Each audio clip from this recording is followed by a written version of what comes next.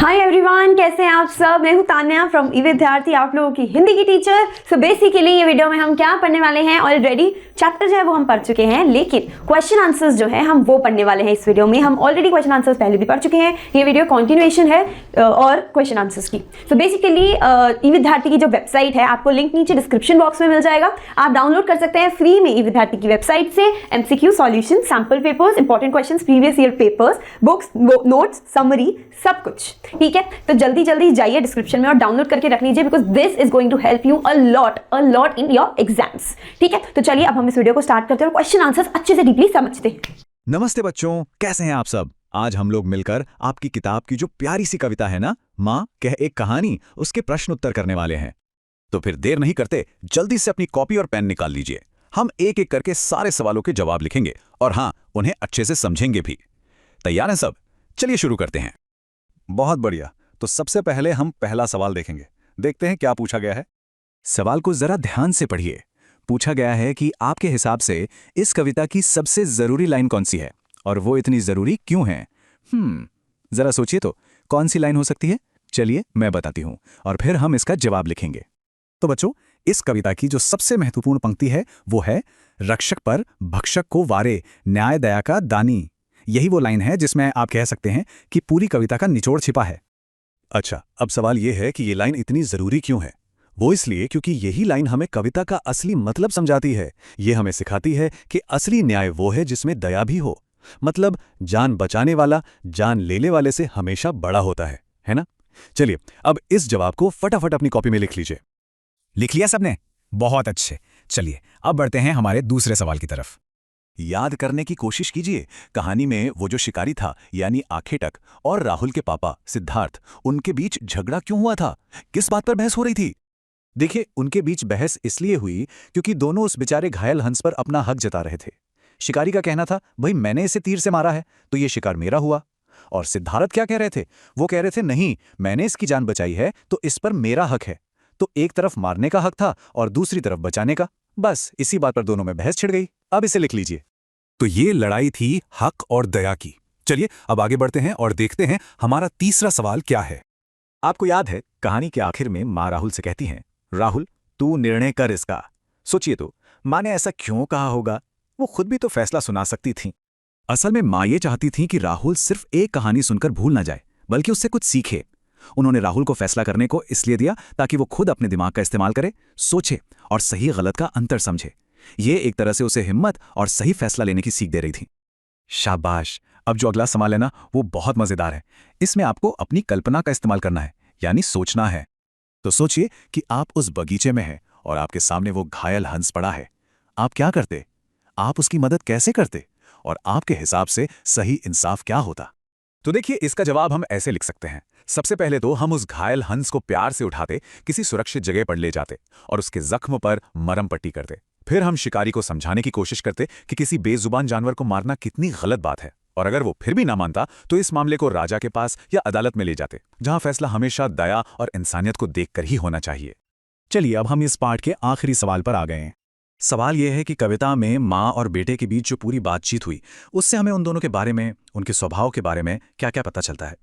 तो देखिए, इस बातचीत से हमें 3 बातें पता चलती हैं। पहली, माँ के बारे में। माँ यानी यशोधरा बहुत दयालु और समझदार हैं। वो कहानी सुनाकर अपने बेटे को अच्छी सीख देना चाहती हैं। दूसरी बात, बेटे यानी राहुल के बारे में। राहुल के मन में बहुत सारे सवाल आते हैं। वो जिज्ञासु है और कहानी सुनकर वो न्याय का मतलब समझ जाता है। और तीसरी बात, उन दोनों के रिश्ते के बारे में। उनका रिश्ता बहुत ही प्यारा है, जिसमें माँ एक गुरु की तरह अपने बेटे को जिंदगी की जरूरी बातें सिखा रही हैं। तो आज का हमारा जो फोकस है वो रहेगा अनुमान और कल्पना वाले हिस्से पे। इसमें हम देखेंगे कि पाठ से जुड़े सवालों के कितने अलग अलग और मजेदार जवाब हम सोच सकते हैं। तो सब तैयार हैं? चलिए शुरू करते हैं। अच्छा, तो चलिए देखते हैं हमारा पहला सवाल। ये सवाल बहुत मजेदार है क्योंकि ये आपको एक कहानीकार बनने का मौका देता है। सोचिए जरा, अगर इस कहानी को खत्म करने की जिम्मेदारी आपको दी जाती तो आप इसे कैसे पूरा करते। तो सवाल है कि माँ ने तो कहानी का फैसला राहुल पर छोड़ दिया था, है ना। पर अगर आप ये कहानी सुना रहे होते तो आप इसे कैसे आगे बढ़ाते। पहले आप सब इस पर थोड़ा सोचिए, फिर हम साथ में मिलकर इसका एक अच्छा सा जवाब तैयार करेंगे, जिसे आप अपनी कॉपी में भी लिख सकते हैं। तो देखिए, इसका जवाब हम कैसे लिख सकते हैं। हम कहानी को 3 हिस्सों में आगे बढ़ा सकते हैं। पहला, राहुल का फैसला। हम लिखेंगे कि राहुल कहता है, माँ मैं तो चाहता हूँ कि घायल हंस को बचाया जाए क्योंकि उसकी कोई गलती नहीं है। फिर कहानी में हम एक नया सीन जोड़ेंगे। स्टेप 2, न्यायालय का दृश्य, जहाँ एक जज साहब दोनों की बातें सुनते हैं। और हमारा तीसरा और आखिरी स्टेप होगा न्यायाधीश का आदेश, जिसमें वो हंस को बचाने का हुक्म देते हैं। और जब हम कहानी को इस तरह खत्म करते हैं तो इससे एक बहुत ही सुंदर संदेश भी मिलता है। संदेश ये कि सिर्फ इंसाफ करना ही काफी नहीं है, मन में दया का भाव, करुणा का भाव होना भी बहुत जरूरी है ना? एक बढ़िया अंत। बहुत अच्छे, चलिए अब बढ़ते हैं हमारे दूसरे सवाल की तरफ। और ये सवाल तो पहले से भी ज्यादा मजेदार है। इसमें हमें अपनी कल्पना के घोड़े दौड़ाने हैं और सोचना है कि अगर उस घायल हंस और शिकारी के बीच में कोई बातचीत होती तो वो क्या होती। सोचकर ही कितना रोमांचक लग रहा है ना? सवाल है कि मान लीजिए कि हंस और तीर चलाने वाले के बीच में बात हो रही है, तो आपको कल्पना करके बताना है कि उन दोनों के बीच क्या क्या बातें हुई होंगी। उन्होंने एक दूसरे को क्या तर्क दिए होंगे, मतलब अपनी अपनी बात को सही साबित करने के लिए क्या क्या कहा होगा। चलो सोचते हैं। तो हम इस बातचीत की शुरुआत कर सकते हैं हंस की आवाज से, जो दर्द में कह रहा है, आह तुमने मुझे क्यों मारा, मैं तो बस आसमान में उड़ रहा था, मैंने तो किसी का कुछ नहीं बिगाड़ा था। देखिए कितने सीधे सीधे वो अपनी बेगुनाही की बात कर रहा है। अब हंस के इस सवाल पर शिकारी क्या जवाब देगा? वो अपनी मजबूरी बताएगा। वो कह सकता है, मुझे माफ कर दो हंस, मुझे अपने परिवार का पेट भरना था, इसीलिए मैंने तुम पर तीर चलाया। यहाँ शिकारी ने अपनी जिम्मेदारी का तर्क दिया है। पर हंस के पास भी तो एक बहुत मजबूत जवाब है। वो अपने जीने के हक की बात करेगा।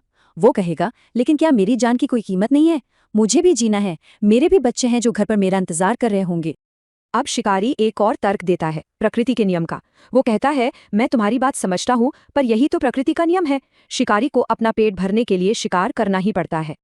लेकिन देखिए हंस के पास इसका भी कितना सुंदर जवाब है। वो कहता है, प्रकृति का नियम दया करना भी तो सिखाता है। क्या तुम्हें मेरा दर्द, मेरी पीड़ा दिखाई नहीं दे रही? ये सवाल शिकारी को भी सोचने पर मजबूर कर देगा, है ना? तो अगर हम इस पूरी बातचीत को संक्षेप में समझे तो एक तरफ है हंस, जिसके तर्क है जीने का अधिकार और अपनी बेगुनाही, और दूसरी तरफ है शिकारी, जिसके तर्क है भोजन की जरूरत और प्रकृति का नियम। इस तरह हम दोनों के नजरिए को समझ सकते हैं। शाबाश। चलिए अब हम इस अभ्यास के आखिरी सवाल पर चलते हैं। ये सवाल आप सबके लिए है। इसमें आपको कहानी के किरदारों में से अपना पसंदीदा किरदार चुनना है और ये भी बताना है कि आप वही क्यों बनना चाहेंगे। सवाल है, मान लीजिए कि आप खुद इस कहानी का एक हिस्सा हैं, एक पात्र हैं, तो आप कौन सा पात्र बनना चाहेंगे? क्या आप तीर चलाने वाला बनना चाहेंगे, या वो पक्षी, या फिर पक्षी को बचाने वाला सिद्धार्थ, या न्यायाधीश? और सबसे जरूरी बात, आपको कारण भी बताना है कि आप वही पात्र क्यों बनना चाहेंगे। वैसे तो आप कोई भी पात्र चुन सकते हैं, पर एक बहुत अच्छा जवाब हो सकता है पक्षी को बचाने वाला व्यक्ति, यानी सिद्धार्थ।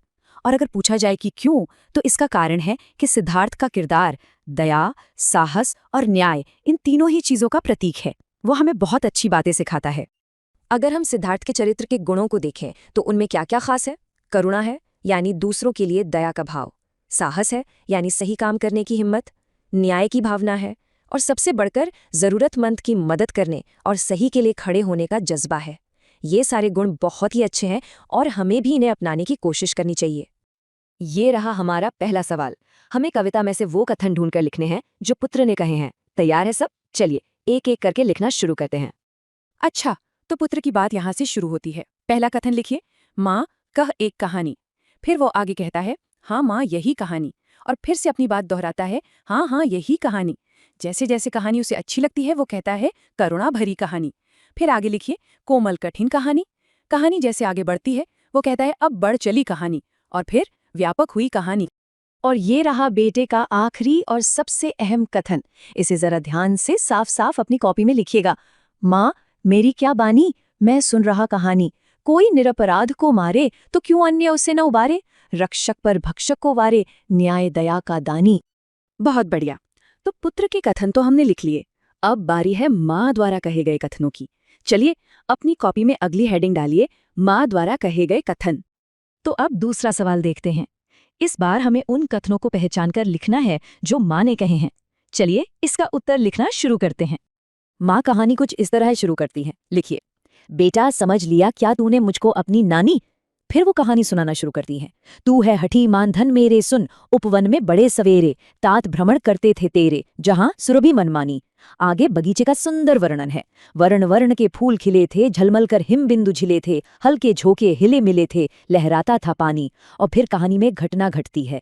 गाते थे खग कल कल स्वर से, सहसा एक हंस ऊपर से गिरा, बिद्ध होकर खरशर से, हुई पक्ष की हानि। चलिए अब कहानी में आगे क्या हुआ वो लिखते हैं। अगला कथन है, चौंक उन्होंने उसे उठाया, नया जन्म सा उसने पाया, इतने में आखेटक आया, लक्ष्य सिद्धि का मानी। फिर दोनों के बीच क्या हुआ लिखिए। मांगा उसने आहत पक्षी, तेरे तात किंतु थे रक्षी, तब उसने जो था खगभक्षी, हठ करने की ठानी। ये बहस इतनी बढ़ गई कि हुआ विवाद सदै निर्दय में, उभय आग्रही थे स्वविषय में, गई बात तब न्यायालय में, सुनी सभी ने जानी। और अब माँ के आखिरी 2 कथन। कहानी के अंत में माँ अपने बेटे से पूछती हैं, राहुल तू निर्णय कर इसका, न्याय पक्ष लेता है किसका, कह दे निर्भय जय हो जिसका, सुन लूं तेरी बानी। और जब बेटा अपना फैसला सुनाता है तो माँ कहती है, न्याय दया का दानी, तूने गुनी कहानी। शाबाश। इसी के साथ हमारा ये अभ्यास भी पूरा हुआ। उम्मीद है कि सबने सारे कथन सही सही अपनी कॉपी में लिख लिए होंगे। बहुत जल्द मिलेंगे अगले अभ्यास के साथ। उम्मीद करती हूँ आपको ये चैप्टर के क्वेश्चन आंसर्स अच्छे से समझ आ गए होंगे, और अगर आ गए तो do like share and subscribe to this YouTube channel, also press the bell icon. ठीक है, आपको कोई भी डाउट हो तो आप कमेंट सेक्शन में हमको बता सकते हैं लिखकर, एंड अच्छे से डाउनलोड कर लो और पढ़ लो, वरना एग्जाम से प्रॉब्लम हो जाएगी। ठीक है जी, ओके बाय, मिलती हूँ आपसे दूसरी वीडियो में।